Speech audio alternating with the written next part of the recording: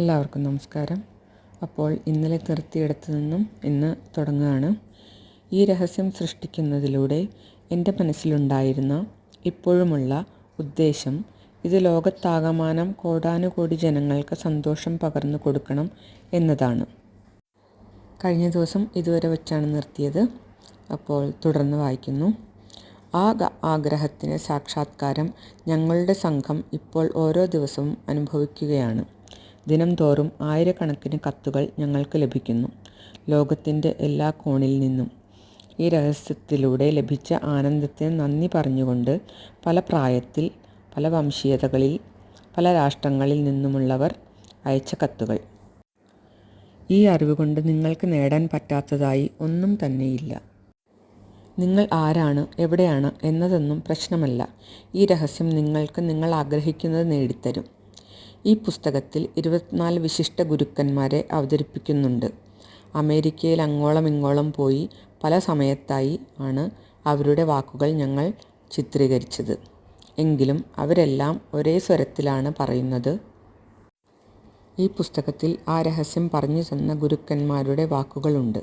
അതോടൊപ്പം ഈ രഹസ്യം പ്രയോഗിക്കപ്പെട്ടതിൻ്റെ വിസ്മയിപ്പിക്കുന്ന കഥകളും. നിങ്ങൾക്ക് നിങ്ങൾ സ്വപ്നം കാണുന്ന ജീവിതം പ്രാപ്യമാക്കാൻ വേണ്ടി ഞാൻ എനിക്കറിയാവുന്ന എല്ലാ കുറുക്കുവഴികളും ചെറുവിദ്യകളും ഈ പുസ്തകത്തിൽ പങ്കുവയ്ക്കുന്നു.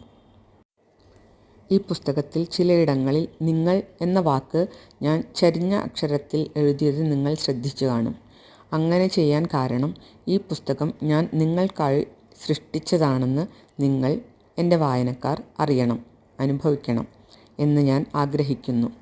നിങ്ങൾ എന്ന് ഞാൻ പറയുമ്പോൾ ഞാൻ നിങ്ങളോട് വ്യക്തിപരമായി സംസാരിക്കുകയാണ്. എൻ്റെ ആഗ്രഹം നിങ്ങൾക്ക് ഈ പുസ്തകത്തിലെ താളുകളുമായി ഒരു ആത്മബന്ധം ഉണ്ടാവണമെന്നാണ്. കാരണം ഇത് നിങ്ങൾക്കായി സൃഷ്ടിക്കപ്പെട്ടതാണ്.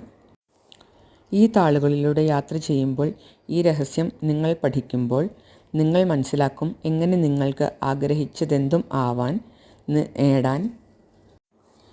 ഈ താളുകളിലൂടെ യാത്ര ചെയ്യുമ്പോൾ, ഈ രഹസ്യം നിങ്ങൾ പഠിക്കുമ്പോൾ നിങ്ങൾ മനസ്സിലാക്കും എങ്ങനെ നിങ്ങൾക്ക് ആഗ്രഹിച്ചതെന്തും ആവാൻ, നേടാൻ, ചെയ്യാൻ കഴിയും എന്ന്.